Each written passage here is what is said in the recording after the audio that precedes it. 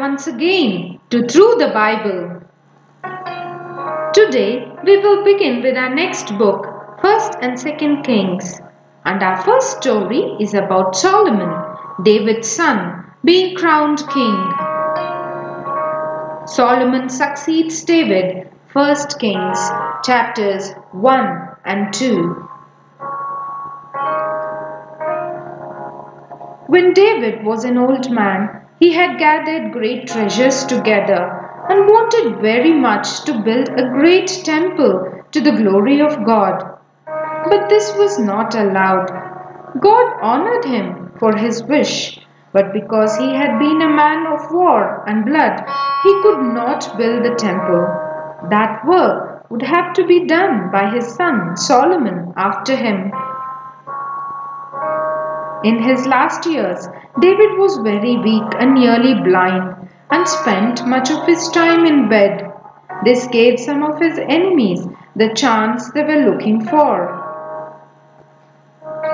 His greatest enemy was once again one of his sons, Adonijah, the brother of Absalom, who had rebelled before. Adonijah plotted with Joab and with Abiathar, one of the priests, and between them they decided that Adonijah would be made king even before David died. Adonijah went to the stone of Zoheleth near En Rogel to make sacrifices. He invited all the other princes except Solomon to join him. All the royal officials of Judah were invited, but not Nathan the prophet or Benaiah and David's special guard. But Zadok, the other priest, and Nathan the prophet, and Shimei and others heard of this evil scheme. They went to Bathsheba, David's wife, and the mother of his son Solomon, and explained to her what was happening. If she wanted to be sure of their safety, she must go at once to David and have David make it clear to all the people that Solomon was to become king. Bathsheba went to David, and while she was still explaining to the old and sick king what Adonijah was doing, the prophet Nathan came in as well with the same report.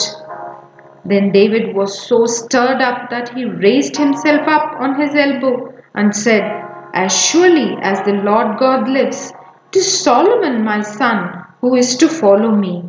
This is my wish and the will of the Lord God." Then he had them send for Zadok the priest and Nathan the prophet and Benaiah the counselor. He told them to fetch the royal mule on which no one could ride except the king. They must place Solomon on its back. Down to the part of Jerusalem to the springs called Gihon they must go, and there Zadok must anoint Solomon the king. When Solomon arrived at Gihon, Zadok the priest took a horn of sacred oil and anointed Solomon as king. Then the trumpets were sounded, and in full view of all the people they cried out, "God save the king!" So that is exactly what they did, just as David had instructed. They caught Adonijah and his band completely unawares. They were still feasting when from the city outside they heard shouting and the sound of great excitement.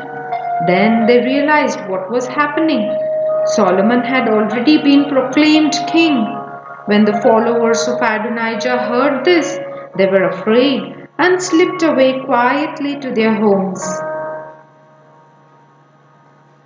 Adonijah himself fled to the temple and took hold of the horns of the altar so that he would be safe from any of Solomon's men who might want to kill him. Then he sent a message to the new king asking for pardon. But Solomon was a wise man. "Yes," he said, "I pardon you, but if in time to come you make one move against me, I shall kill you." Not long after this, David called Solomon to his bedside to give him good advice about ruling the country. The most important part of that advice is one we should all listen to. Keep the charge of the Lord thy God, to walk in his ways, to keep his statutes and his commandments and his judgments and his testimonies, as it is written in the law of Moses, that you may prosper in all that you do, and whichever way you turn yourself, the Lord God will bless you. A while afterward, David died, after reigning over the people of Israel for 40 years, and the young king Solomon took the throne in his place.